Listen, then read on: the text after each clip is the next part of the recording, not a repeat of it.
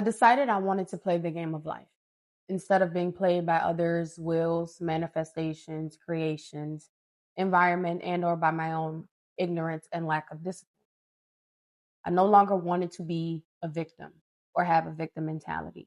I wanted to take health into my own hands, at least, well, my own personal health. I'm the one responsible for making sure that I nourish my body properly. I'm the one responsible for making sure I detox when I need to. And in the past year, I've taken on the challenge of fasting, something I thought was impossible for me to do, something that I never thought myself capable of. And it wasn't a lack of ability, it was just a lack of will, desire, and or discipline. But basically a major shift in perception happened for me.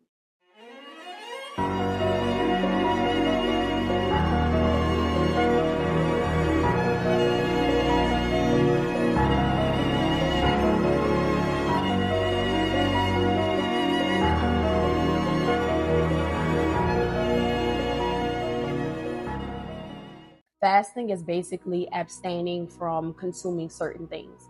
For some people, they fast from juice. For some people, they fast from eating certain foods.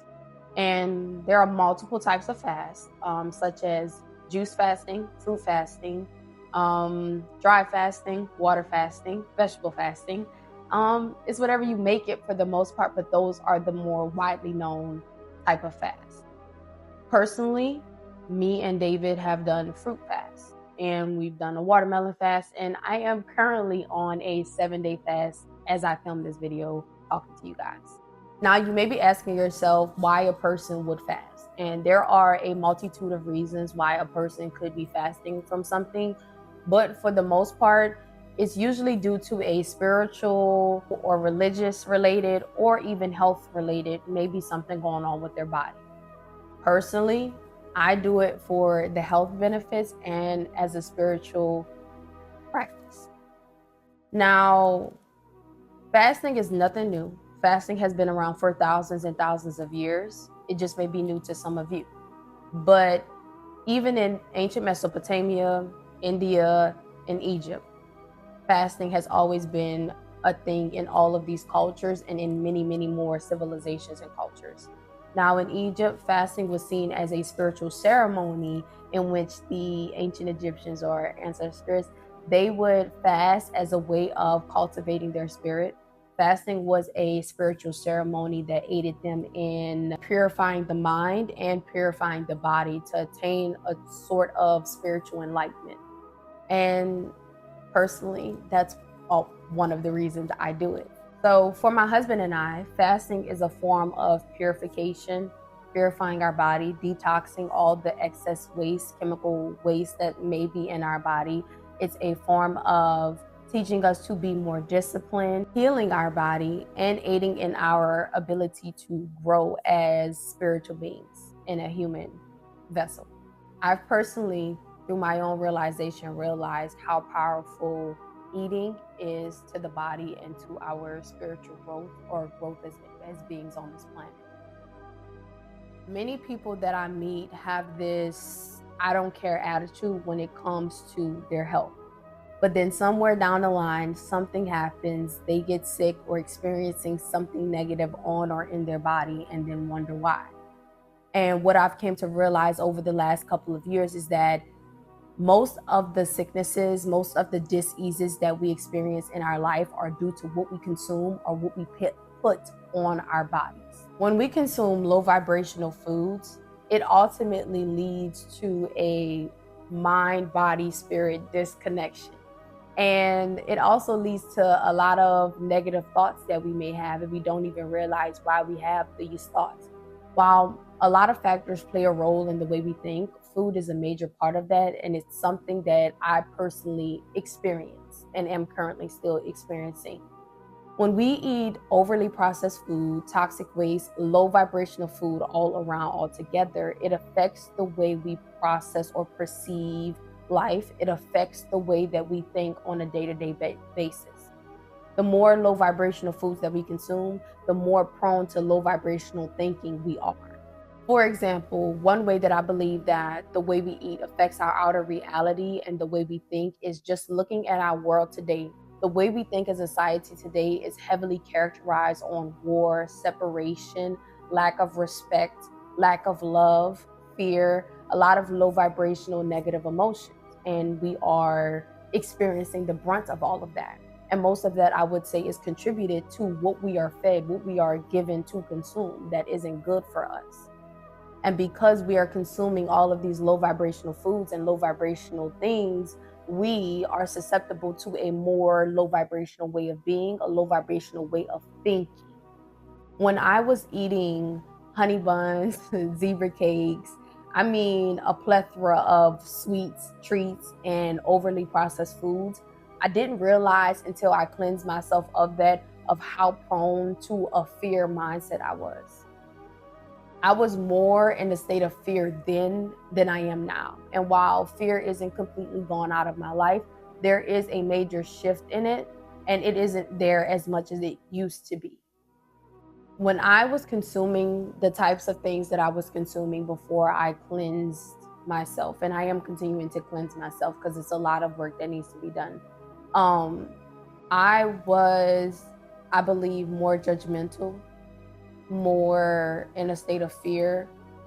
And I didn't realize those things until I started to cleanse the way that I eat. And most people don't realize that they are judgmental or coming from a hate or separation mentality until they cleanse their minds and their bodies. What we feed our bodies not only affects our physical health, but it affects our physical reality that we experience. And it will continue to do that. It always has. It's just our lack of ability to realize that the things that we consume affect our outer reality. Personally, through my own experiences, reading testimonials, watching different holistic doctors, and even talking to people around me who are on this journey, is that fasting, and I'd say eating healthier, heals mostly all diseases and sicknesses. There are a lot of people in the holistic health community that have done fasts, that have done fruit fasts, that have talked about how it has changed like their life. For example, a personal friend of mine did a fruit fast and he had heart problems prior to the fast. But after fasting for 15 days on strictly melons, his numbers were amazing. He was able to go back to work. He was healthier. Like, the doctors were confused as to what he did. And to do a little experiment on himself, he went back to eating the way he used to, and the numbers plummeted again and having problems again. In essence, I would say that fasting is a powerful tool in aligning our physical and spiritual selves, in addition to purifying our bodies and raising our consciousness. By fasting, in addition to consuming more high vibrational foods, more whole foods, I truly believe that we begin to embark on a journey or a transformation toward spiritual enlightenment and physical growth. And I would say if you're looking for more information on fasting, looking into eating more healthier, start watching people like Dr. Yaki Awaken, Dr. Bobby Price, and there are a plethora of videos on YouTube, a plethora of articles and books for you to read to truly understand health. I'll put some of the recommendations or some of the things that I started with so you guys can get the basics down and just continue on your journey, or start your journey if you haven't started, of being healthier. Don't resign yourself to suffering. Realize that you can create your own heaven on earth. We can either suffer in this body while we're alive or thrive in it, but the choice is ultimately with us. Health is a mind, body, spirit connection. So being healthier is all around what you consume, what you put in your body, what you put on your body, and also in the way you think. And there's a book that I'm going to put in the description below for you guys to check out, which this book is basically teaching you or helping you transform your way of thinking around health as well, because that what you think is that what you experience. If you believe yourself to be old, if you believe yourself to be sick, if you believe yourself to be susceptible to certain diseases, if you believe yourself to be uncurable or incurable, that is what you will experience. Time and time again, you will hear it time and time again. That which you perceive and believe is what you will receive. You have a 95% chance of failing. And I say this with love and from personal experience. Fasting on your first try, I truly believe can be difficult and will be difficult, especially if you are someone who grew up in the West. In Western culture, we have been indoctrinated or basically taught to overindulge in so many things, including food. We overeat, even when we don't need to, even when we're not truly hungry. And therefore, when we finally try to take up the challenge of fasting, we're hit with a sharp pain, or, we're feeling very, very grumpy or upset because we feel like we're starving. And then we give up on ourselves and we end up not completing our fast. Believe me, I've been there. And personally, if I'm gonna keep it real with you guys, I currently still go through some of those things. There are days where I want to give up my fast and give up and just say, oh, I'm gonna try again. But that's where your discipline comes in. That's when your persistence, your determination comes in. It's a constant battle with ourselves when we're fasting, and in general as well. It's a constant battle with gaining control over the mind. If you decide to fast, it's not about starting from 0 to 100. Don't move too quickly. A lot of us do that with our New Year's goals. When you try to go from 0 to 100 with fasting or with any goal that you may have in life, you will notice that you 9 times out of 10 will fail at least once, twice, or 3 times during your journey to get to where you planned on getting. Because there are certain things that you need to learn along the way. There are certain things that you may need to go through in order to grow, then to be able to reach that goal in which you had in mind. And fasting is like that. If you want to be able to do a 30-day fast or be able to do a 100-day fast, you have to start small. You have to start in the beginning. Take it slow, take your time, and be okay with failing if you fail in between. Don't let your failures define you. Allow your failures to teach you. Allow your failures to show you just how disciplined you are.